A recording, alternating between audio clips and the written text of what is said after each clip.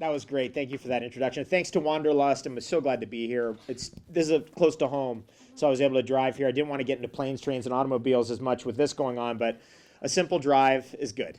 And we made it. And we went by a favorite spring, which had been shut down for years, right here on the 323. And it's near Brebeuf. How do you pronounce that? It's near there. And we drove by it, and it was open again. I was so happy. So we filled up all our water bottles, and we came here very hydrated. And just love Quebec. I live close to Quebec. I live within 45 kilometers of the Quebec border in Ontario near Nord Bay. Nord Bay. And it's a wonderful life there. And I also have a farm in Hawaii. So in Hawaii, we're growing avocados. I've grown avocados in Southern California since 1977. And citrus trees. My lemons and limes and avocados are badass. I'm just going to lay it out for you. Thank you. Is that on the Big Island? No, we're on Kauai.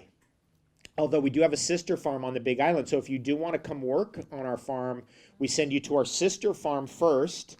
And then we figure out, okay, can you work? Because we work. And I'm into working, by the way. And I really recommend getting out of this whole thing of like, oh, let's just relax, let's chill. It's like, no, we're here to get things done. And that's what the yoga is about.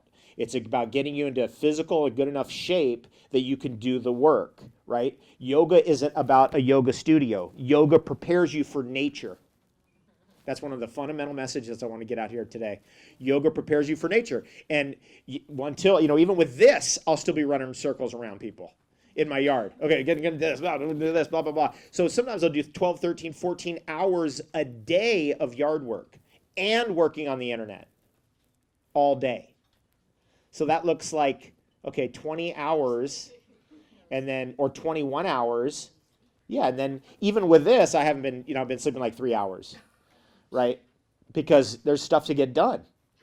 And that's important, is to get out of this whole thing of like, I'm doing yoga for yoga's sake. No, you're doing yoga for your soul's sake and for the earth's sake. And I just recently put out a Gmos Revealed documentary. Did anybody see that? It's out right now. You can watch it for free. We'll give you the link if anybody wants to watch it for free. Up to August 31st, I can post that link up here at the end of the talk, and you just write it down. It's some crazy link with a million weird letters and all that. But you can find it on like my Facebook page. You can just click it, or you can just click it on my Twitter page.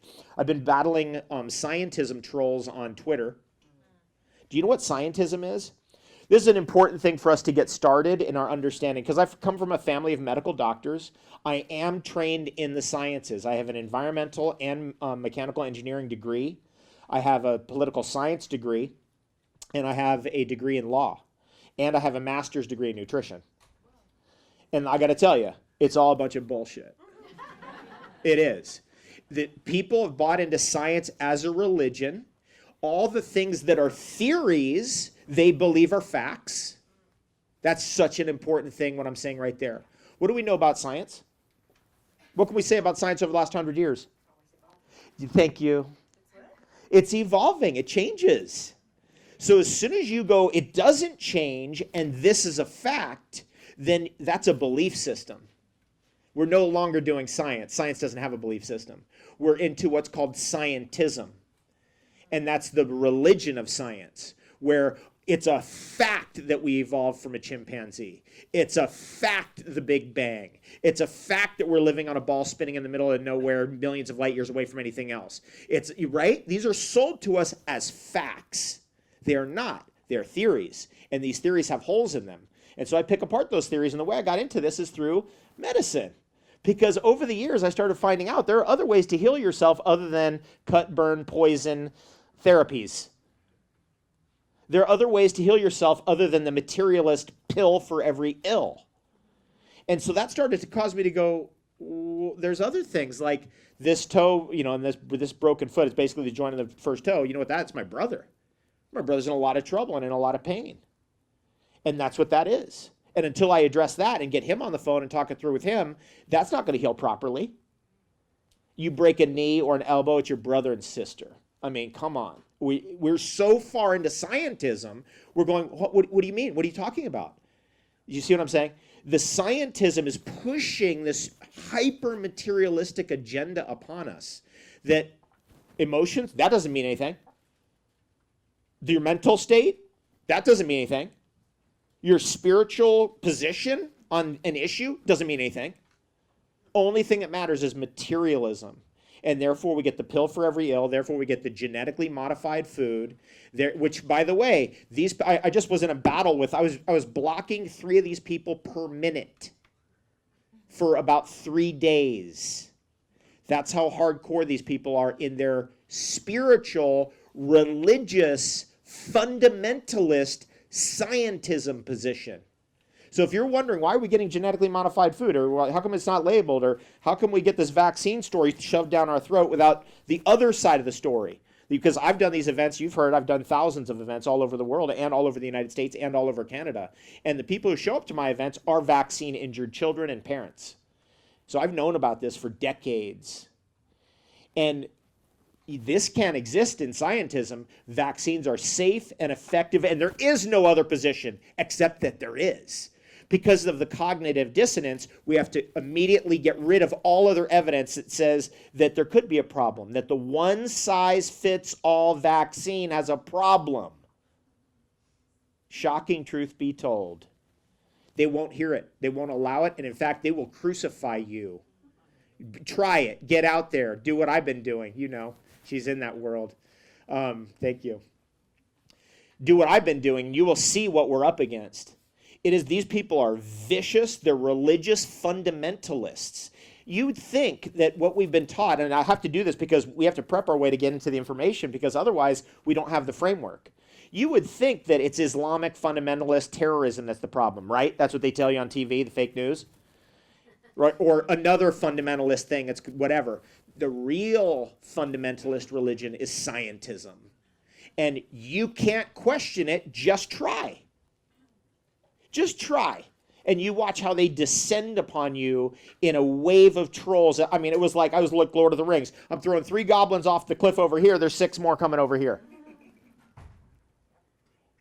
You think you can get alternative medicine? Then why are there doctors in Ontario getting little knocks on their door? Who are you? We're here to see if you have any ozone equipment here in this chiropractic office. I don't have any ozone equipment in this chiropractic office. What are you talking about? Well, we're here to just check.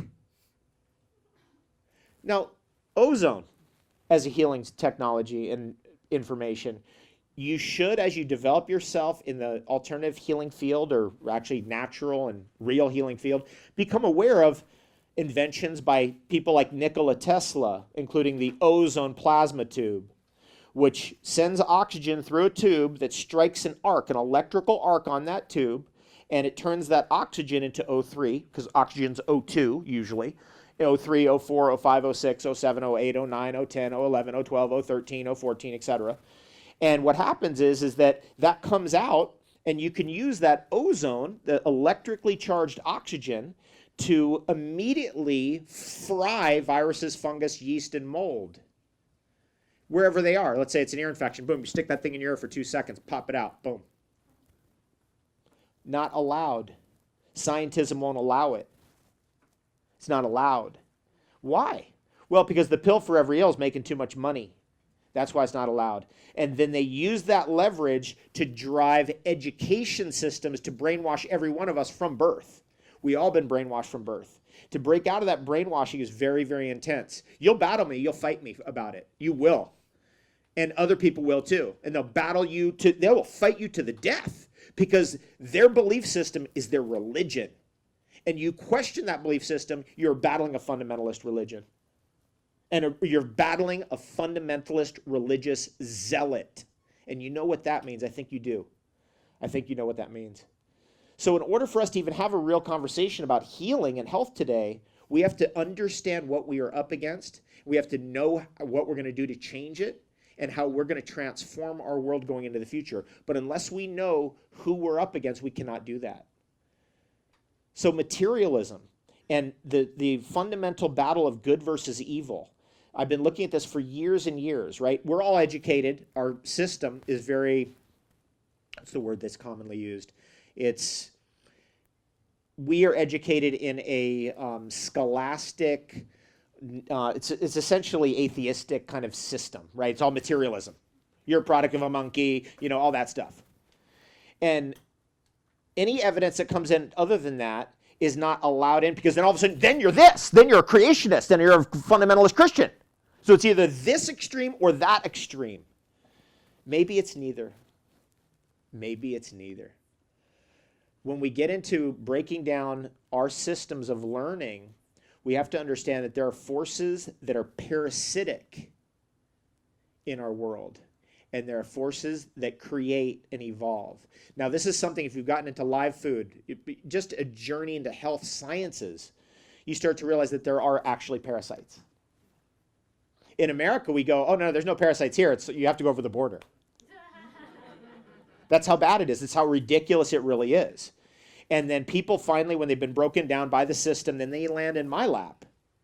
Like a friend of mine who's currently pregnant right now, who battled brain cancer and won, and now she's pregnant, and she battled a parasitic condition where she couldn't digest anything but 10 foods, and she was suffering from serious malnutrition. She comes to me and she asked me, what should I do? I said, have you ever used a zapper?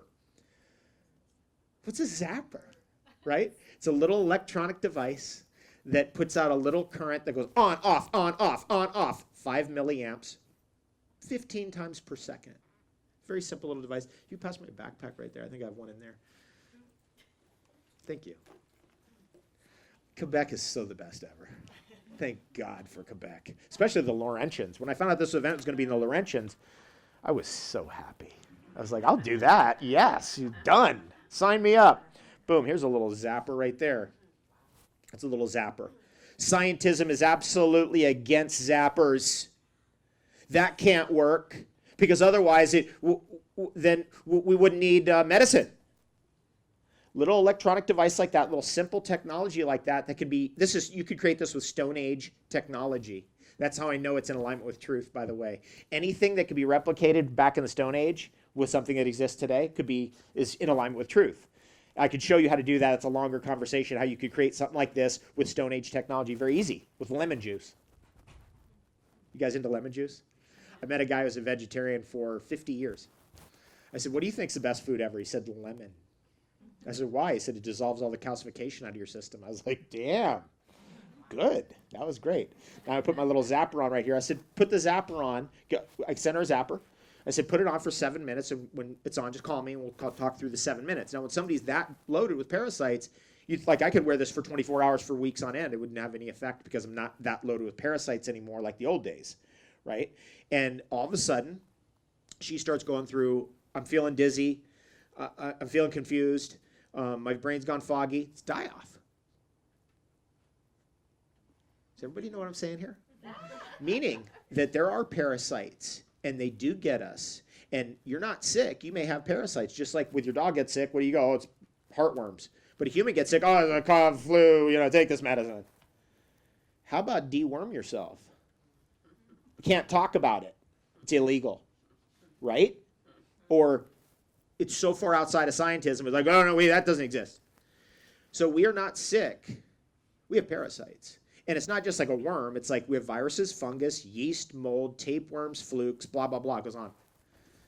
And in order to get on top of that, you got to use the tools that are necessary. The next day she calls me, 14 minutes. The next day, 21 minutes. The next day, another 21 minutes. The next day, another 21 minutes. We finally got her up to an hour. Then we got her up to 2 hours. Then we got her up to 24 hours. And eventually, she got her ability to digest food back. What could that have to do with parasites? A lot. A lot. And if you've been investigating Hulda Clark's work, if you've been investigating, who was the great woman who had all those wonderful, Hannah Kruger. Hannah Kruger's work, her work on parasites is seminal. Then you start to realize what's really possibly going on. Now, let me take the analogy out to this. In our world today, this thing about good and evil, secular, right? We're trained in a secular way.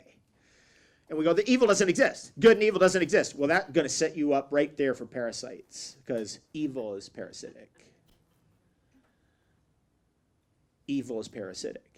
People are looking at the systems, people who are in power, if you know what I mean, and certain corporations that are in power. It's like, how could they be so successful? Because they are following laws of nature, parasitic laws of nature. Their enterprise is parasitic, and it's become so prominent. The evil in our world has become so prominent, evil, parasitism, same thing, that it's threatening the entire ecosystem of our entire world because a parasite has one particular problem. What's the problem? And it gets the host.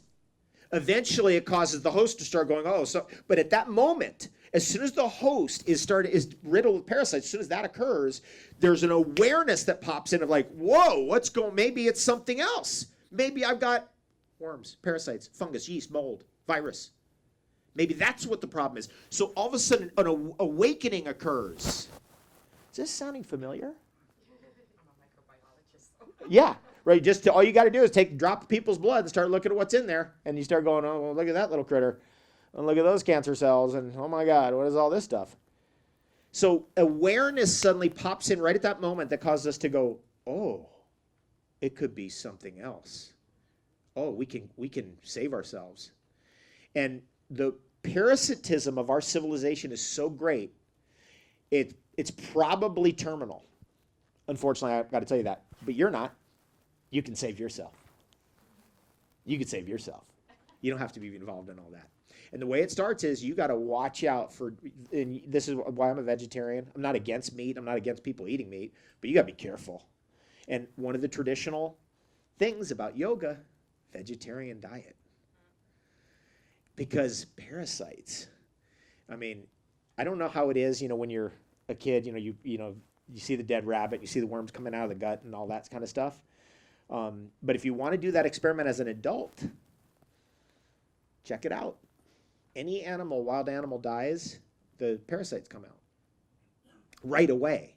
Any hunters in the room, when you get a deer, boom, the fleas start jumping off. What's a flea? It's a parasite, right?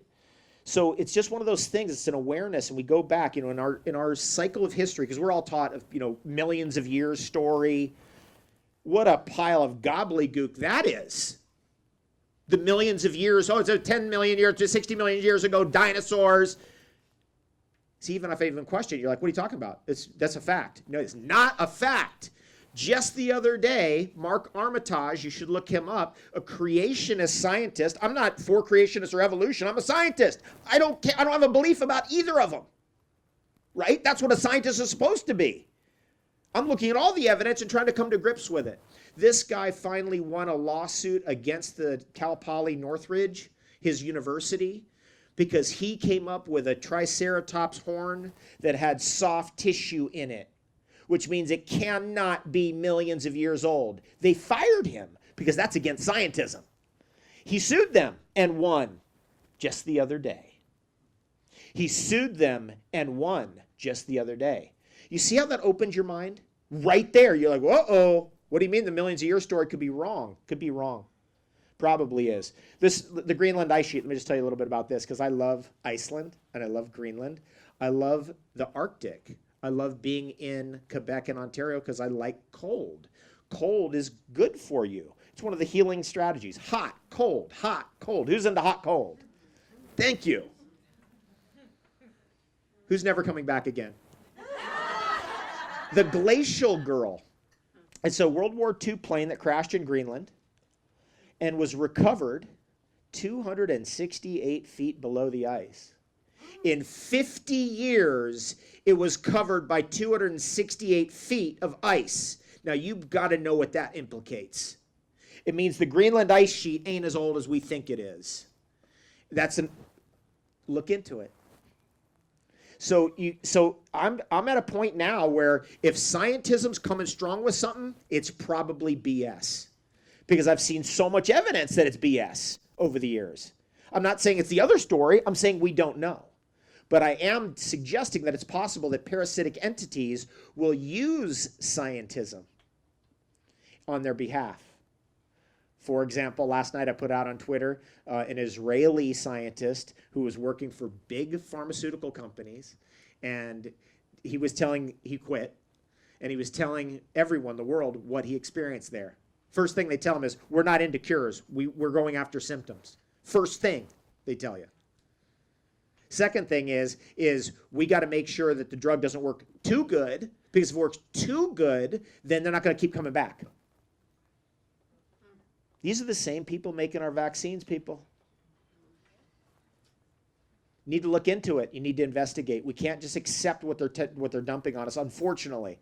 Unfortunately, even our universities they're co-opted by parasitic types of energies. And therefore, to get it right, we got to get this cleaned out and get deparasitized.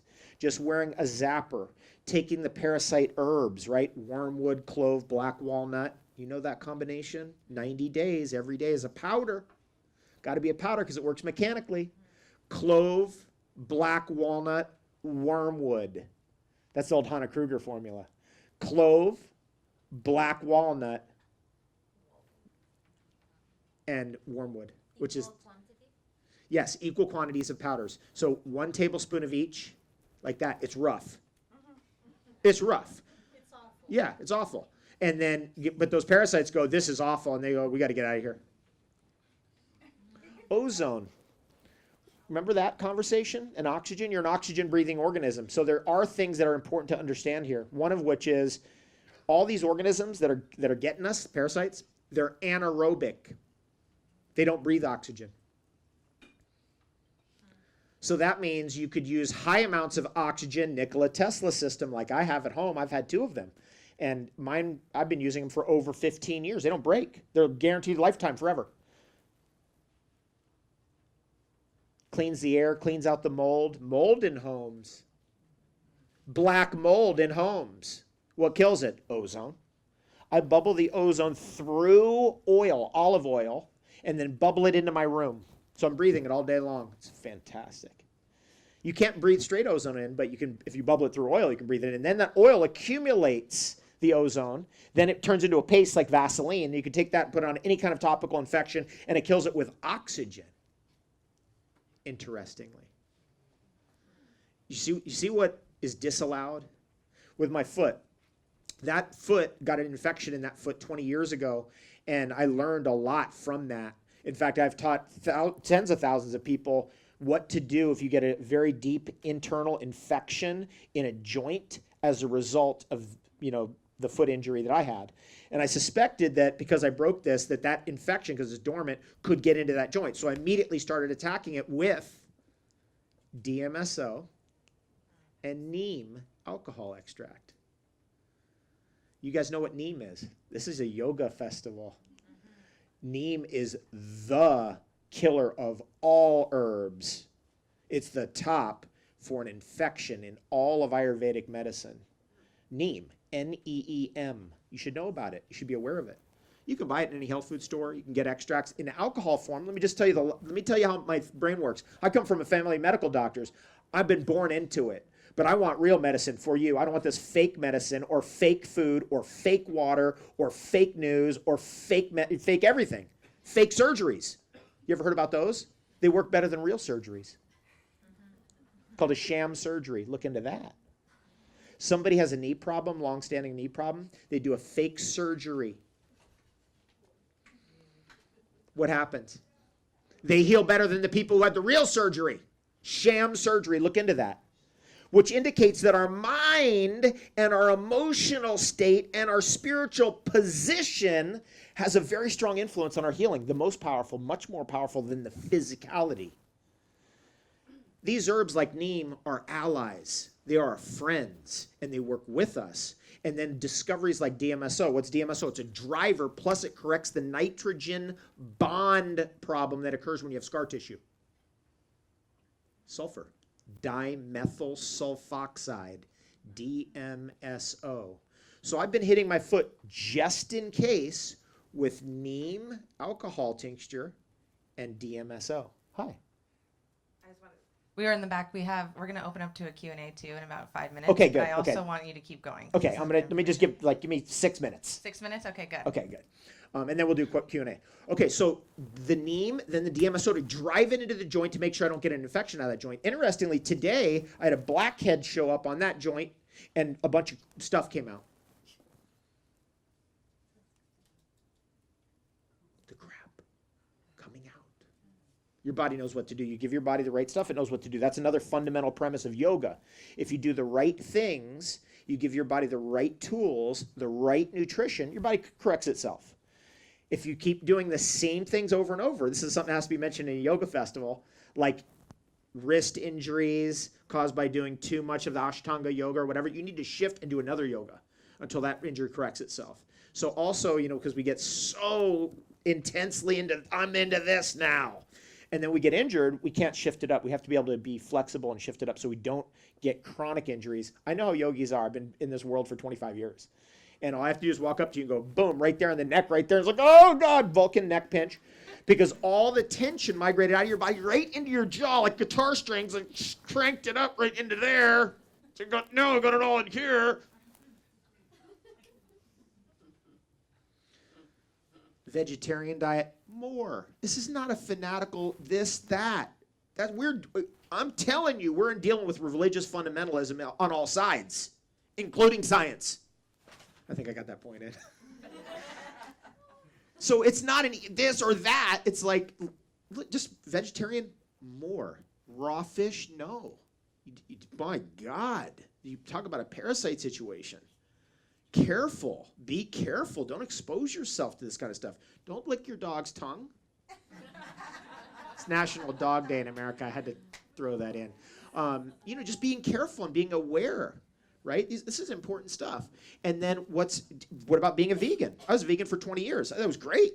From age 20 to 40 is a great time to be a vegan. But you get to a certain age with your hormones, you need that cholesterol molecule. So what does Ayurveda teach us? What does the yogic systems taught us? What does the Brahmins taught us over 5,000 years? The cholesterol molecule from ghee. That's what you need. Right? You need that if you're a growing child. You need that if you're 50 or above. In between, you could be, ghee, clarified butter. So you've taken the protein out, right? Because we could be allergic to the protein. I'm very allergic to the dairy proteins, right? I can only, goat's cheese I can have, buffalo cheese I can have, cow cheese, no. Cow milk, no. But even then I have to take enzymes because I'll react to it, leaving a little bit. But ghee is a clarified butter. You're getting all the protein out, so you just have the oil and the cholesterol molecule. That's why ghee is so loved in Ayurvedic civilization. And by the way, Rudolf Steiner says it this way. Let me just give you a little thing. I'm going to make a little prediction here for you. Our civilization began in India and then evolved out, eventually the Greeks, the Persians, and then the Romans, or the Greeks and then the Romans, and then gradually civilization moved to our current kind of state, like Western civilization, European, American, North American, whatever, it's dominant culture in the world. But next phase, it'll go back to Russia and Iran and Persia again, and then it will go back to India in the final stage of our race's evolution. That's Rudolf Steiner stuff. And you can see it, by the way, with Russia. You can see their interest in yoga. They're interested in emotional well-being. They're like at the roots level of what's going on in that civilization is much, much greater than in the Americas and in Europe, much greater. Their research into breatharianism, for example, vastly greater. Their openness to different types of science, vastly greater than what we see in the West. And so what's going to happen is Russia, as Edgar Cayce also said, is going to turn around and save us. And when I say us, I'm talking about us. People who want alternative healing, people who are like cool with eating vegetable food. You guys cool with vegetable food? Who's cool with avocados? Thank you. People who are into Mediterranean diet? Yes. Yep. Right? So it's actually gonna turn around that. You see it like Persia, right? Iran has a curse on it. They've fanatical leaders for 2,000 years, but that curse will eventually be lifted. And eventually Iran will become a very strong force in the world. And Russia, too. Russia will become the strongest force, inevitably. And then it will go back to India. That's where civilization will return back to its source. And then, so what's that mean? It means that the teachings that have been coming out of India all these thousands of years are on. And they're accurate. And they can save you. And it means that the Brahmins and the testimony of the ancients should be listened to. The Brahmins are the inheritors of the Jain religion, and that's a vegan religion. So they've tried veganism out long thousands of years, and they found out ghee, cholesterol molecule, because that's what you need to form hormones, like progesterone, which is going to keep you young all the years of your life. Look into what progesterone does. I wrote a whole chapter in a book, my Longevity Now book. Has anybody ever read any of my books? How many people have burned my books? One in the back. There's always one. Probably from, Detroit. Of course. I was going to say New York, but Detroit. Very interesting what's going on with the formation of hormones from the cholesterol molecule. And this might be something important as time goes on. In the beginning, we all ate so much animal food of all kinds. We got too much cholesterol, too much everything. We got saturated on that. Then you go, let's go vegan. That's great. And then you clean yourself out. But at some point, you got to go, okay, I'm 40 now or 50. And like, maybe I need something else. I have a gal who's going through menopause right now who's one of those. She's been a vegan since she was 20 years old. She's 50. And I was like, Gee. I said, are you feeling better? She's like, I still feel awful, but I got to tell you, I am feeling better. Because she wasn't forming enough progesterone. And that when your hormones go down, the estrogen drops, and the progesterone, if that progesterone isn't there to counter it or neutralize it, the progesterone will drop quicker than the estrogen, then you get into real trouble. So you need the production of progesterone to stay up as much as possible by all means necessary as you approach and go through menopause and even beyond. And my belief, by the way, of why women live longer than men is because women have a progesterone-based metabolism, men have a testosterone-based metabolism. And testosterone is very volatile, like men are. And so progesterone is more balanced. And therefore, because it's 3 stages from progesterone to flip and become something problematic, where with testosterone, it's 1 stage. Testosterone can flip, suddenly become a bad estrone, 16-alpha hydroxyestrone, start triggering the prostate to start forming crazy amounts of cells, prostate cancer, right? So what kind of vegetable food? Let's do a quick little run through, and then we'll do questions. Can we do a quick thing here? This is what I love to do, is get into this stuff, and I'm going to take you through. Oh, you know what? Let me just leave that. I want to shrink that down. Let me just show you. We just jumped to the. You can see how much into spring water I am, right? Everywhere I go, boom, springs. Super important. There's a great healing center right there. It's called a sweat lodge. Great for healing. We don't eat enough of this food right here. If you're not pooping enough, eat 3, 4, or 5 apples. Watch what happens. Or eat 3, 4, or 5 pears. You'll swear by the pear. Avocados, of course. This is stuff we want to add in, right? Boom. There. You want to see one of my avocados? You ready for this? Bam! Bam! All fat, like that thick, all the way around the seed. Bam! My friend Coyote, this guy was working on an oil rig platform. You know, people die on those things every single year. There's 2, 3 people die. It's so dangerous. He found my book, The Sun Food Diet. He's like, wait, I could be eating plants, having the best day ever? Screw this. Got rid of that. Eventually found me on my farm in Hawaii. What an amazing guy. Currently in California, having the best day ever. Black foods. Can't let you go without a few things. I've mentioned spring water. We've mentioned avocados. We've mentioned Mediterranean diet. We've mentioned plants. We've mentioned vegan and vegetarian. But black foods cause you to live longer. Shilajit, the ancient Ayurvedic destroyer of weakness, cause you to live longer. Shilajit. Shilajit. Yeah, that's a Vedic power. That's #1 herb in Ayurvedic medicine. Shilajit. Shilajit. Shilajit. Easy way to describe it. Now, Shilajit tastes like shit. Except something amazing happened in our reality, and that is chocolate came along. You put the Shilajit in with the chocolate, it works. Bam. You're like, I'll eat this now. Just to make it easy on you. And I'm a chocolate grower, by the way. There's some of my chocolate right there. Bam, is cacao beans. All chocolate comes from cacao beans. Boom, cacao right there. That's how it is. There's the chocolate tree. Boom, right there. Look at this. Bam, chocolate. There's the cacao pods right there. Doesn't look like Willy Wonka or anything, does it? Look at that. That's a cacao tree. Amazing. Look at this. Okay? And then boom. What are we gonna have to keep us grounded? That's where the roots come in. Vegetables come in. I do want to say this. So black foods for longevity. Any food that's black. Black quinoa. Should we get that? Yeah. It's better. Black rice is the new brown rice. Yes. Right? Black beans. Yes. Black beans. Because they're black. Now let's go to this one. Roots. Rudolf Steiner. I've been throwing this one around for 10 years. This is my opinion. I think he was right on. He says, roots for brain. The reason why I believe that I can think differently than most people at my age is because I eat lots of different kinds of interesting roots The other day, we pulled up a parsnip from my yard, a wild parsnip. Smells, looks, tastes like a carrot. Exactly. Right? It was good. Wild parsnip. Right? I'll do that kind of stuff because roots for brain, because we're basically a plant turned upside down, right? This is the earth, and this is where our roots are going into, right? Which is our brain. Right? Then this is the branches, and you can probably guess where the flowers are and fruits. That's for another lecture. Okay, one last thing. So fruits, vegetables, nuts, seeds, nuts for phosphorus. Because you hear about calcium, calcium, calcium. Well, how are you going to build bone without phosphorus? You need nuts.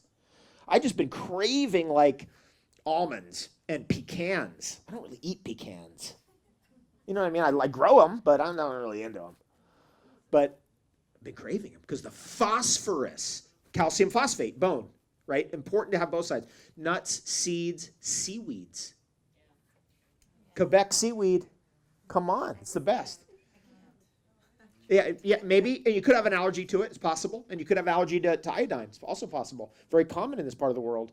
And then let's keep going. Sprouts, flowers, superfoods. And then the great herbs, what we call the super herbs, the tonic herbs. Tulsi. Come on, Tulsi. Just please, mostly ladies in the room here. Please. That's every day. Tulsi, Tulsi, Tulsi, Tulsi. It's the great adaptogen. You could grow it in your house. You could take it out in the summertime. It's an indoor-outdoor thing. It's the protector of your home. It's the most revered of the true herbs, the leafy herbs in Ayurvedic medicine over 5,000 years. Tulsi. Tulsi. Tulsi. Of Tulsi? Holy basil. You mean that? Yeah, Tulsi means holy basil. So it's a basil or basil. Is that what you mean? I think that's what you meant. So it's a basil, but it's the holy one. It's the best of those. Okay, so that now one more thing, and then we'll do questions and answers. This is more information. Okay, so yeah, we'll keep going. Now, once we get the fruits, vegetables, nuts, seeds, seaweeds, grasses, sprouts, things that we're supposed to be eating. Grasses. Chewing on grass like a farmer's daughter. Really good for teeth. Excellent. Right? You know that Midwest farmer's daughter with the... Yeah, chew. It's so amazing. Just tune in. Like, finally you realize, oh, this is why cows eat grass, zebras eat grass, giraffes eat grass, rhinoceros eats grass. Because it's good. Tastes good. Tastes like corn. You get a long thing out, you pull the thing out, and you chew the end of it. You're like, that tastes like corn. Now I understand the Midwest farmer's daughter with that thing hanging out. So fruits, vegetables, nuts, seeds, seaweeds, grasses, sprouts, flowers, herbs, and when I say herbs, I'm talking about why not go to the best, right? And yeah, rosemary's great, basil's great. It's all wonderful, right? All these little, like dill, great. But why not go to the most powerful that exist in the world, like Chaga and Rishi? You know I'm a fan of Chaga and Rishi in this ecosystem. Let's see if I can pull up the pictures right here. And I live on Chaga and Rishi tea. Where's my... Here we go. There is a Chaga. Boom, there's a Chaga, black growth coming out. We get another one. Chaga. The great, Rishi. Look at this. You do, absolutely. You have unlimited, let me tell you something about Quebec. Unlimited amounts of Chaga and unlimited amounts of Rishi. Rishi is the #1 herb in the history of the world according to the research. There's been more scientific studies on reishi mushroom than any single herb in the history of the world. Right? You get this from the Scientism trolls. Where's the research? It's called a voluminous tome that the Chinese Academy of Sciences puts out every 5 years. It's that thick, containing thousands of studies in the top 100 Chinese herbs. But they don't look there, or don't want to look there, or don't care, because they know everything. Real quick, what's the best way to intake reishi? Or when it's real young in the spring, you can actually just eat it. But as it matures and gets harder, like this stage, you would pick that, dry it in the sun, and then break pieces off and put it in tea. Tea. Can you eat that? Yeah, you can eat it. It's like chewing wood, but you can eat it. Good. Chaga, you can eat it if you want to. But it's better as a tea, and then you get more passes at it, because one-time digestion, most of it's going to go through you. But 50 teas later, you got most of what was in there. Then you got the water-soluble stuff out. You take that, dry it in the sun again, then throw in alcohol. You get that. How good is that? What about, so like if you went to a health food store in powder form or tea form? Yeah, so I started out with these things in a health food store as powders and capsules because I didn't understand, right? That's where we are. And then we go, let me see, watch a video on YouTube, 3 minutes. Let me see if I can pay attention for 3 minutes and see how the stuff is picked. That's how I got into Chaga. I was like, I called the Mycological Society of Toronto 12 years ago, and I'm like, hey, do you guys have Chaga here? Because it's this Russian super mushroom, and they're like, no, it's in Russia. And I was like, I think I've seen it here, and they're like, no, Russia. And I was like, I don't know, I think it's here. Like, no. So I pull up on Google Images, and I'm like, it's here. So I start walking around the forest. I was like, there it is, right there. Yeah, I saw some today. And I kept pushing the Chaga thing off to other people. Here, you look at it, you deal with it, you write the book on it, whatever. Eventually, it all came back to me. I ended up writing the book on it. I live in a forest with 12 Chagas right around my house. I've been picking Chagas in Ontario for over 10 years. It's a way of life. I mean, once you get into, anybody got into Chaga tea, watch this. For those of you who are new, Chaga tea. Yeah, what happened? It started out, you didn't know what the hell was going on. Tell us how it developed. How it developed for me? Yeah. My love for Chaga? Yeah. Actually, through you. But you didn't, because people are thinking, okay, how do I pick this stuff from the forest? What if I pick the wrong mushroom? What if I die? I picked my first Chaga this summer, actually. And I started drinking more of it every day. It's quite a miraculous mushroom. So it starts out, we don't know, but all of a sudden it's in our radar. And then like him, what's going to happen is we're like, well, I think that's it right there. Let me just check my phone. That looks like it. Okay, let me break that thing off. Then you're like, oh, that is it. And then you dry it in the sun, right? And then boom, it goes into tea. And then you're like, oh, okay, I'm getting it now. It starts like that. So a lot of what I do is just planting seeds that later will make sense. And what is for mushrooms, how you talked about the roots being from the ground and ultimately supportive of our head. What is it about the natural component of mushrooms? Mushrooms are the immune system of the forest, and they're part of your immune system. There's no chance in a million years I'm ever getting a cough, cold, flu, fever, any of that. No chance. 0% chance. All those events that I've done, which is now actually around 3,000, I never missed an event ever in 23 years. I started in November of 1994. I've never missed an event in my whole career, ever. Never showed up sick, never had a cough, cold, flu, fever, any of it, ever. Now, the reason why I say that is because I'm at the front end of this technology. It's a technology. We have access to things we didn't know 100 years ago because we didn't have the internet. So we have a technology that if you never want to be sick again, you never have to be sick ever again. If you never want to cough, cold, flu, fever ever again, you never have to have that ever again. But you have to apply the technology. And it's a step-by-step approach as you get more sophisticated. But that's what I love about yoga. Yoga is setting that stage so you get those basic skills in and you start going, oh, okay, juices. Yep. Okay, here's a blender. Let's get on blended stuff. So we don't have all this like thick, heavy bread or whatever in here. Notice that I didn't list bread in the foods. Bread. Oh my God. Okay, we're gonna. Okay, so. Well, no, we have I'm into it, so we want more. Let's do some, So okay. I really would love to hear real quick about your diet routine or the different superfoods that you integrate daily, and so we can begin the process. Okay, of so integration. what I use as a base for everything is Rishi and Chaga Tea. Instead of just drinking water, let's have Rishi and Chaga Tea. So it's underneath everything. Let's say I'm going to make a soup. What do I make it of? Instead of water, I have a stock in my fridge. It's called Rishi and Chaga Tea. That's your broth. So it's underneath everything. I'm sneaking in. You're going to make rice. You got to use water. What are you going to use? Rishi and Chaga Tea. You're going to make quinoa. Quinoa is the only thing you should eat that you can't spell. What are you going to use? Rishi and Chaga Tea.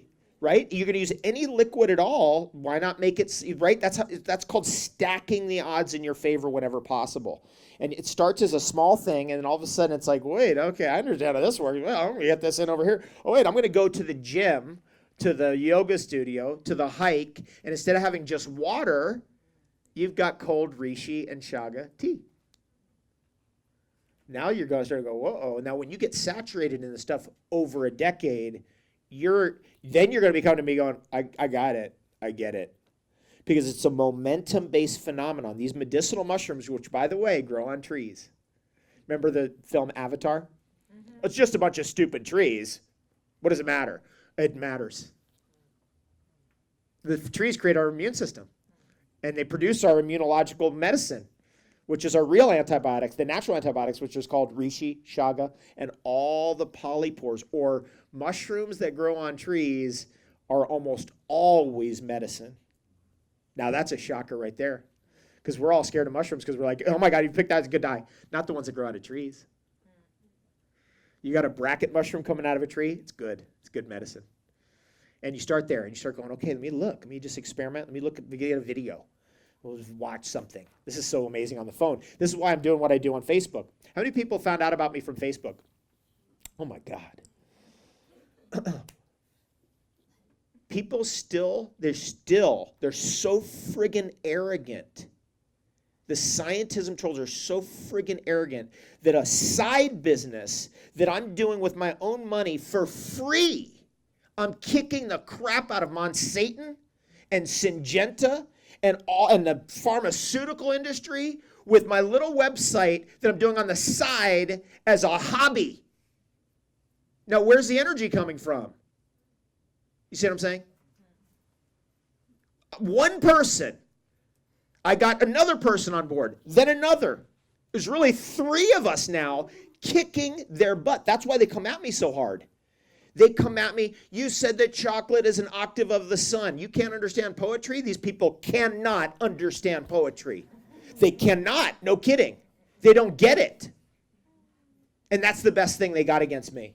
You said that, I don't even know what the insults are. I mean, it is unbelievably destructive what's coming out of these people. And they are on a self-destruction course. You can see it, you can detect it, and we can swing it. We can swing the vote away from them by exposing their fraud and their religious fundamentalism and get the masses of the people to go, screw this, we don't want nothing to do with that, and come over on this side. What are other systems? So we talked about like the mushrooms growing on trees, roots from the ground. What For do brain, you have yes. for your brain? So Okay, so leaves for lungs. lungs. Leaves are for lungs. lungs. Yeah, so that's a good one. Fruit. Neem to clear out the bacteria. Neem is an equal opportunity destroyer of all parasites. It kills fungus, yeast, mold, virus, everything. Parasites, worms. Neem is we're in a yoga festival. You got to know about Neem. You got to have it with you. I travel with it. It's with me always. Because if you ever get any kind of infection, gets into your skin or into your tissue, Neem, Dmso, bam. Did it in. Dmso.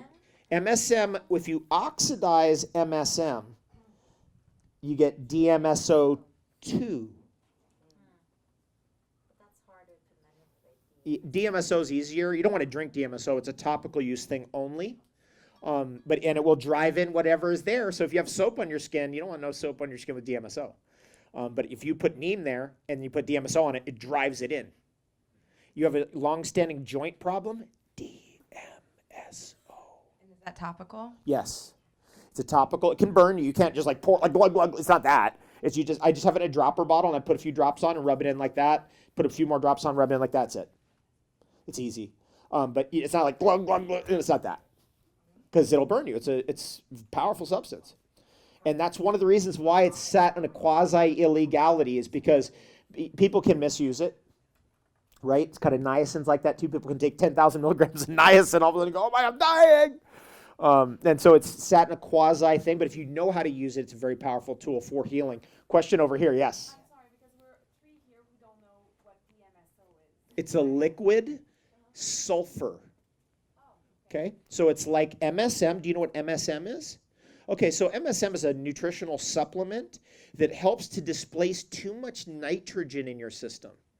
So one of the problems that happens when we come out of the bodybuilding world into the yoga world is that we have too much nitrogen in our system. So we have a stink, right? You ever had bodybuilders protein, and you're like, whoa, back off, breath. It's because of the stink of nitrogen. And the sulfur bonds are more flexible.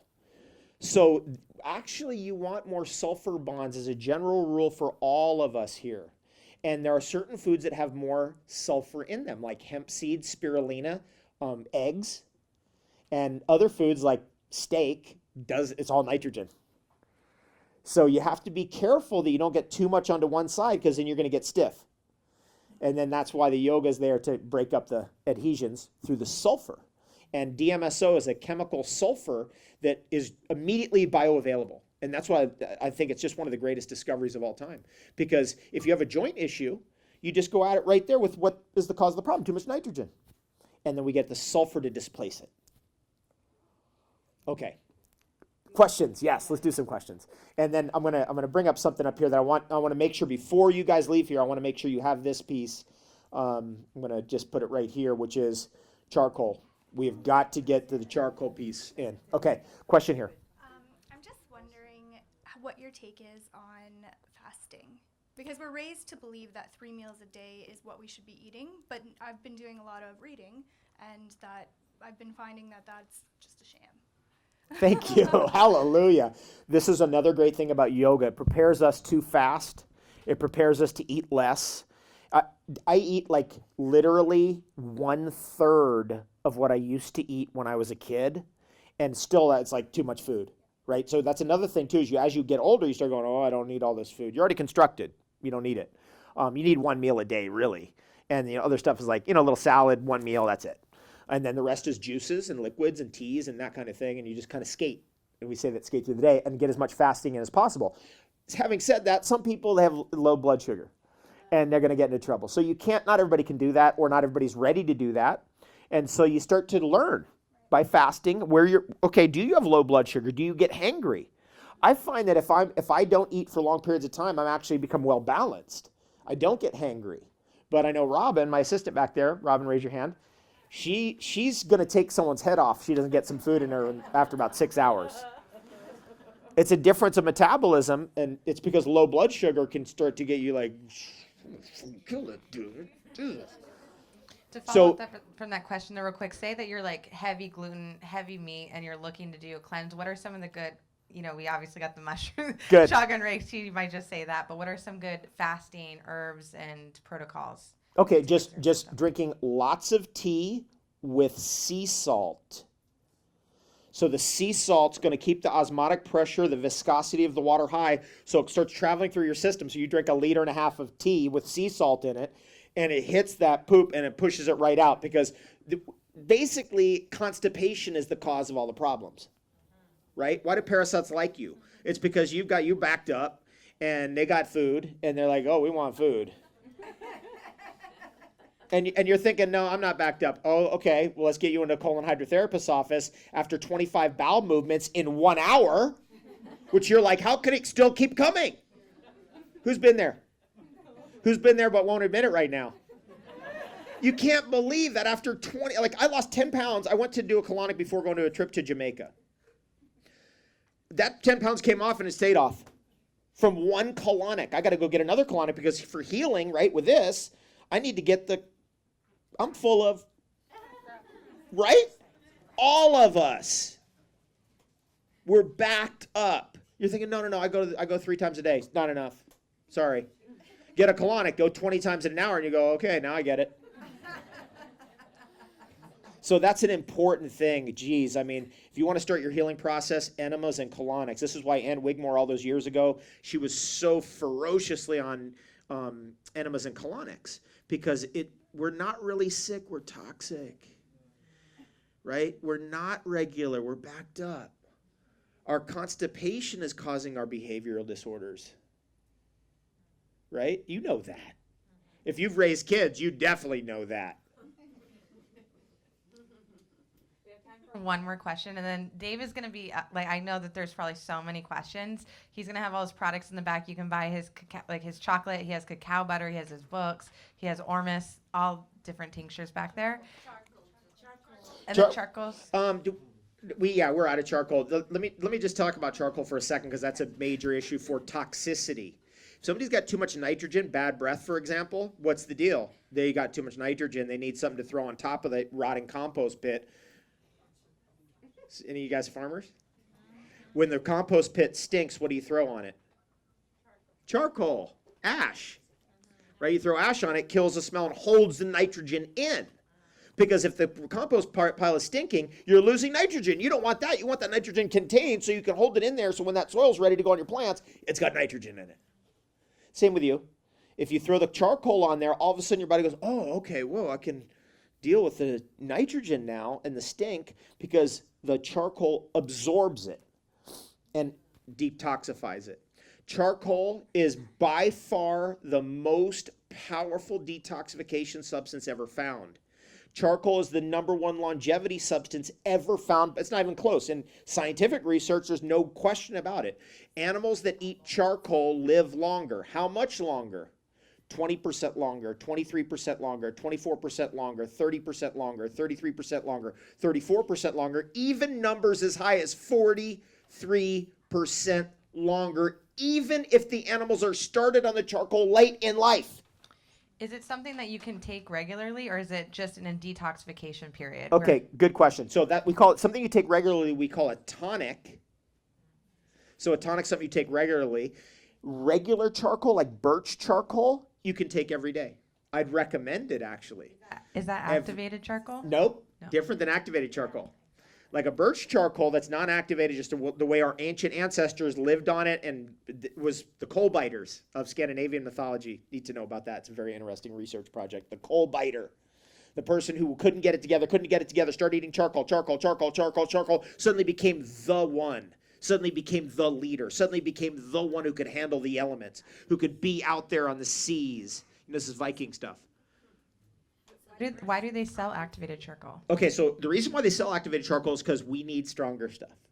Because we're very toxic, right? You're thinking all the automobile exhaust we breathed in, all the crap that's being sprayed on us, perchlorate from jet fuel, just that only. My God, look into that, perchlorate.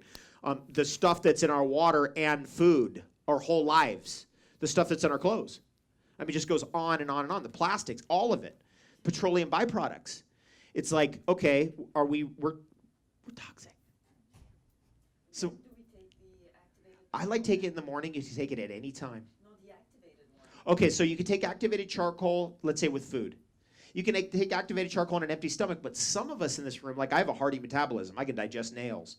Some people are very sensitive.